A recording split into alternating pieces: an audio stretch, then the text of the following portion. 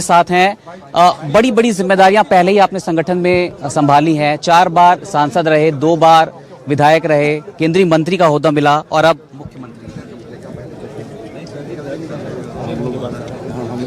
देखिए, पार्टी ने जो भी पिछले दिनों में दायित्व दिया उसका निर्वहन हमने पूरी निष्ठा और ईमानदारी के साथ किया और अभी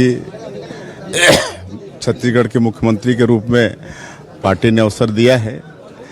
ये बहुत बड़ी जिम्मेदारी है और इसके लिए मैं हमारे आदरणीय प्रधानमंत्री जी, गृह मंत्री जी, आदरणीय नरेंद्र मोदी जी, आदरणीय अमित शाह जी, राष्ट्रीय अध्यक्ष श्री JP नड्डा जी और केंद्रीय नेतृत्व का मैं आभारी हूँ।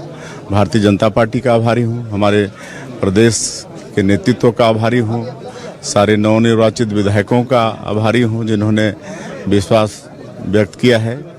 और बड़ी जिम्मेदारी है, मुख्यमंत्री का दायित्व कोई आसान नहीं है, लेकिन फिर भी हमको पूरा विश्वास है कि हमारी डबल इंजन की सरकार है और हमारे वरिष्ठों के मार्गदर्शन में निश्चित रूप से इस जिम्मेदारी का निर्वहन हम करेंगे और जो भी हम लोग वादा किए हैं अपने मोदी की गारंटी के माध्यम से छत्तीसगढ़ की जनता से वो सब वादा पूरा करेंगे। साय साहब, आप आदिवासी समाज से आते हैं, आदिवासी मुख्यमंत्री बीजेपी ने दिया है और राज्य गठन के बाद पहले मुख्यमंत्री होंगे आप। बीजेपी ने जिस तरीके से सीटें जीती हैं, क्या ये उसकी परिणति है? ये देखिए, भारतीय जनता पार्टी से हमेशा आदिवासी समाज जुड़ा है। पिछले 3 बार भी हम लोग सरकार बनाए इस प्रदेश में, तभी आदिवासियों का समर्थन आशीर्वाद मिला था और इस बार भी मिला है और आदिवासी वर्ग जानता है कि भारतीय जनता पार्टी वास्तव में हम लोगों की हितैषी पार्टी है। साय साहब, मुख्यमंत्री आप बने हैं, बहुत बड़े बड़े वादे बीजेपी ने किए हैं, प्राथमिकताएं कौन सी आपकी होंगी अब जब आप शपथ लेने जा रहे हैं? देखिए, हमारे आदरणीय प्रधानमंत्री जी ने चुनाव कैंपेनिंग के दौरान ही ये कहा था कि हमारी सरकार बनेगी और जो मुख्यमंत्री होंगे वो सबसे पहला काम जो पिछले 5 वर्षों में कांग्रेस पार्टी के सरकार में 18 लाख लोग ग्रामीण और शहरी मिला के प्रधानमंत्री आवास से वंचित हो गए हैं, तो 18 लाख आवास सैंक्शन करना ये सरकार की सबसे पहली प्राथमिकता होगी। मैंने आपको केंद्रीय मंत्री रहते हुए कवर किया, प्रदेश अध्यक्ष रहते हुए कवर किया, आप सहज हैं, सरल हैं, लोगों से आत्मीयता से मिलते भी हैं।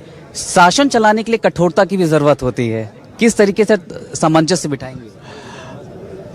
वो सब दायित्व मिलने पर हो जाता है और हमारे वरिष्ठों के मार्गदर्शन में हमको पूरा विश्वास है कि जो जिम्मेदारी पार्टी ने दिया है उसका निर्वहन ठीक से कर पाएंगे। चर्चा ये भी है कि 2 डिप्टी CM का फॉर्मेट बीजेपी लेकर राज्य में आई है, कब तक ऐलान होने की उम्मीद की जा रही है? अभी राष्ट्रीय नेतृत्व तय करेगा। शपथ ग्रहण की तारीख तय? क्या प्रधानमंत्री भी आएंगे? प्रधानमंत्री जी आएंगे और बहुत जल्दी शपथ ग्रहण की तिथि की जानकारी हो जाएगी। सर, आपकी टीम कैसी होगी? अभी तो मंत्रिमंडल का गठन होना है, सामंजस्य देखने को मिलेगा सीनियर और जूनियर जो MLA हैं? अब वरिष्ठ लोग बैठेंगे और सबके सलाह से छत्तीसगढ़ के हित में और पार्टी के हित में जो होगा वैसा करेंगे। पहला बड़ा वादा बीजेपी ने जो किया था वो बोनस का मैनिफेस्टो में 25 तारीख करीब है, पहली ही कैबिनेट में ये माना जाना चाहिए कि इस पर सरकार मुहर लगा देगी। जी बिल्कुल, 25 दिसंबर जो हमारे छत्तीसगढ़ के निर्माता और भारतीय जनता पार्टी के संस्थापक देश के पूर्व प्रधानमंत्री अटल बिहारी वाजपेयी जी का जन्म दिवस है और उस दिन 2 साल का बोनस जो भी उस 2 साल के दौरान किसान धान बेचे हैं उनके खातों में बोनस की राशि चली जाएगी। ठीक है, बातचीत के लिए बहुत बहुत शुक्रिया साय साहब। ये है मुख्यमंत्री विष्णुदेव साय। जिस तरीके से बीजेपी ने ताजपोशी की है, उसके बाद न्यूज़ 24 मध्य प्रदेश छत्तीसगढ़ से बातचीत कर रहे थे। विष्णुदेव साय ने साफ कहा है कि पहली कैबिनेट में ही जो बड़े वादे बीजेपी ने किए हैं उन वादों पर मुहर लगा दिया जाएगा और इसमें सबसे बड़ा वादा 2 साल का धान बोनस जो बकाया है 2015, 16 और 16, 17, इसकी बात विष्णुदेव साय करते नजर आ रहे हैं। कैमरामैन घनश्याम पटेल के साथ आशीष तिवारी, न्यूज़ 24 मध्य प्रदेश छत्तीसगढ़।